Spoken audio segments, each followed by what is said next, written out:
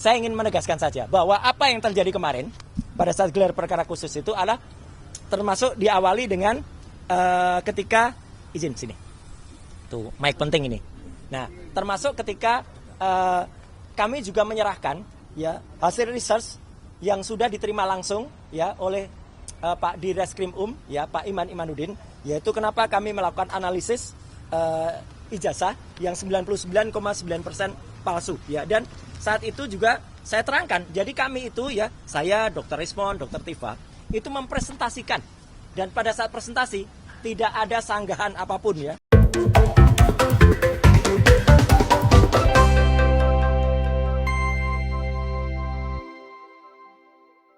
Kasus ijazah Jokowi tetap memanas. Walaupun sedang terjadi bencana banjir di Sumatera, namun banjir bandang yang begitu dahsyat tidak meredakan kasus ijazah palsu.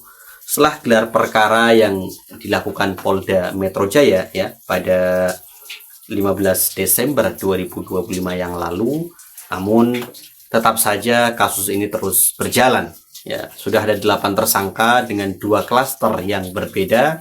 Namun ketika gelar perkara khusus yang kemudian juga diperlihatkan ijazah Jokowi yang disita oleh Polda Metro Jaya, terutama trio RRT ya, Roy Suryo, Rismon Sianipar, dan Dr. Tifa juga tidak tetap pada konsisten ya pada pernyataannya bahwa ijazah Jokowi itu palsu.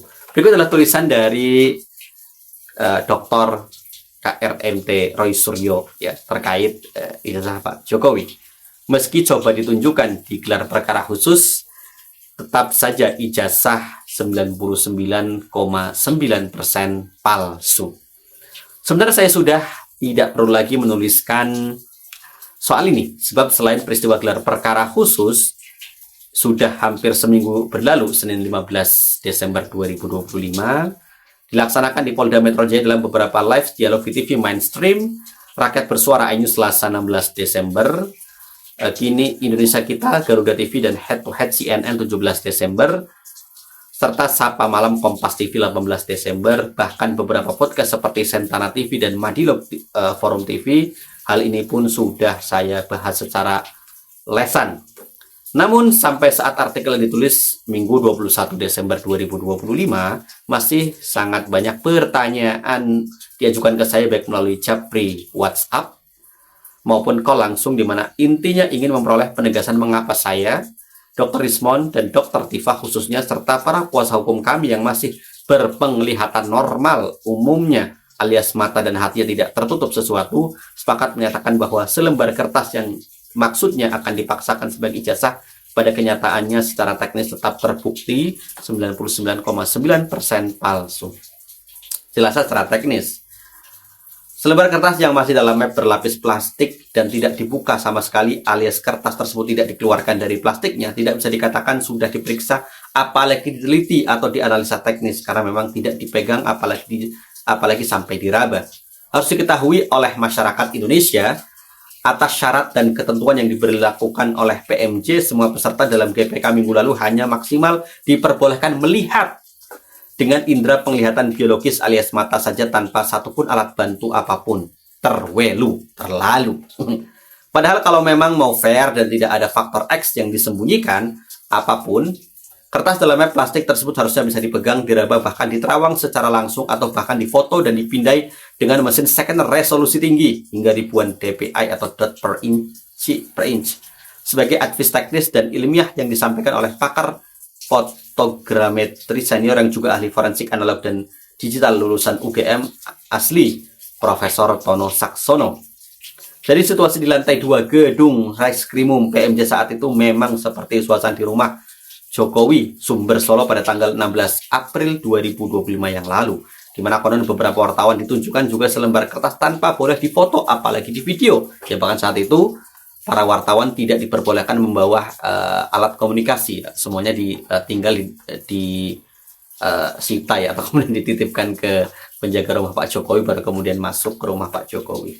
Namun demikian, alhamdulillah dengan pengalaman pribadi selama lebih dari 48 tahun, Sila mengenal dunia fotografi semenjak masih di sekolah dasar tahun 1977 saat jadi fotografer setiap kegiatan sekolah, meski saat itu masih memakai kamera viewfinder Fuji KGE alias belum kamera profesional sekelas SLR, single lens reflex, Nikon EM hingga F5 zaman analog dan D4 zaman digital sekarang, dan mulai belajar cuci cetak foto mandiri di kamar gelap pribadi saat mata pelajaran ekstrakurikuler di sekolah menengah pertama tahun 1991.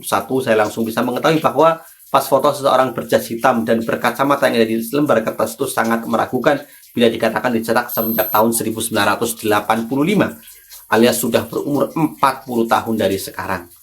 Bagaimana tidak, di era tahun 1945 silam, studio foto profesional sekaligus cuci cetak foto seluloid di Jogja masih sangat terbatas dan bisa dihitung dengan jari tangan.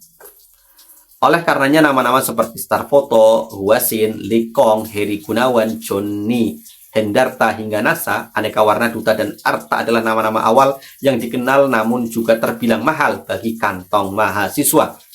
Mengapa mahal? Karena rata-rata studio foto ini menggunakan peralatan fotografi berupa kamera medium format ukuran film 120x126 alias 6x4,5 atau 6x6, bukan film 135 biasa, dan lampu studio profesional. Belum lagi bahan kimia untuk developer dan fixernya memang berkualitas tinggi pada zamannya. Secara teknis, selain kamera foto profesional untuk pemotretan, laboratorium cetak foto kamera gelap memerlukan berbagai peralatan tersendiri, mulai dari alat cucinya, changing bag, darkroom, film reel, developing tank, thermometer, timer, measuring cylinder, film clip, squeezer, dan kemudian alat cetaknya, enlarger, lensa enlarger, dan negative carrier, easel, darkroom, lens tray. Wah, ini memang Pak Roy Suryo ini ahli di bidangnya ya. Kita yang generasi milenial dan mendekati generasi Gen Z ya, sudahnya kenalnya kamera handphone ya, atau kamera-kamera yang sudah digital sekarang. Setelah itu beberapa bahan kimia yang digunakan seperti D76, HC110, rodina, asam asetat, dan citric acid wetting agent ya, foto flow. Ini asam asetat ya, bukan asam sulfat. Bisa melepuh ya. Jangan sampai salah menggunakan 2SO4 ya, atau asam sulfat.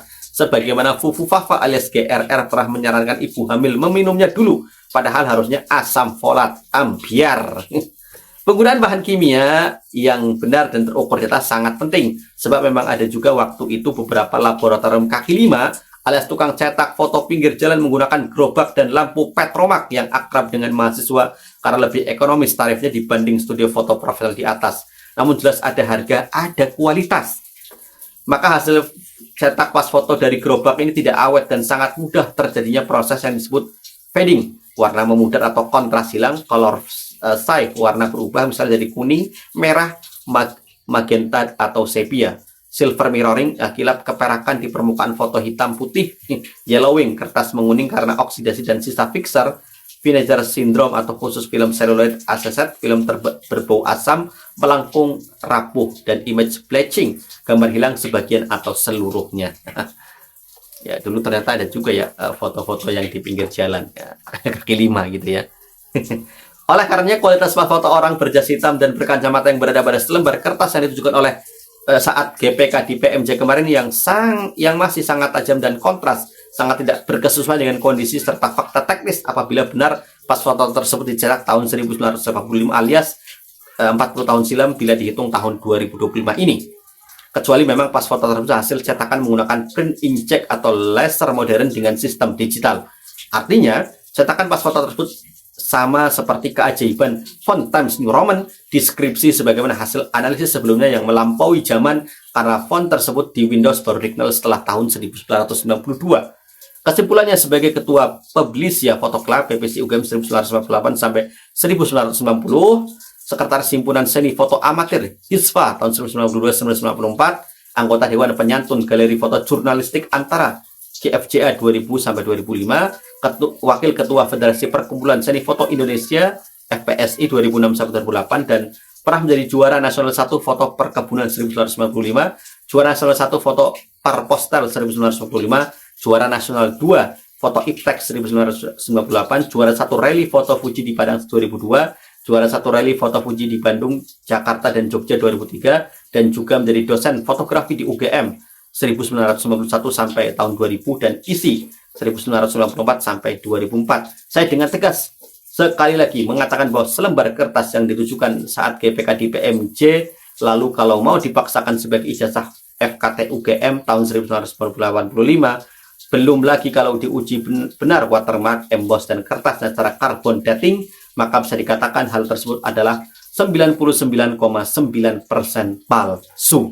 Itu tulisan dari Dr. Roy Suryo ya. Dan kalau kita lihat memang ini akan semakin semakin panas ya. Dan apakah akan masuk ke pengadilan atau pra peradilan, atau ijazah ini benar akan ditujukan di pengadilan, atau nanti bisa jadi di tengah jalan kasus ini akan berhenti di tengah jalan tadi lewat mekanisme diponaring di Mahkamah Agung ya. Jaksa Agung ya, bukan Mahkamah tapi Jaksa Agung ya, yang juga pernah disampaikan oleh mantan Wakapolri Ugruseno agar Jaksa Agung untuk turun tangan untuk menengahi kasus ini. Ya, jadi kalau sampai ke pengadilan ujung-ujungnya kertas ini bisa diperiksa, bisa jadi ada uji lab forensik ya, secara independen dan lain sebagainya. Yang jelas kasus ini akan semakin panjang. 2029 masih lama. Dan nampaknya Jokowi akan terus ya menggunakan isu ini untuk terus menaikkan nama Gibran Rakabuming Raka. Demikian, wassalamualaikum warahmatullahi wabarakatuh.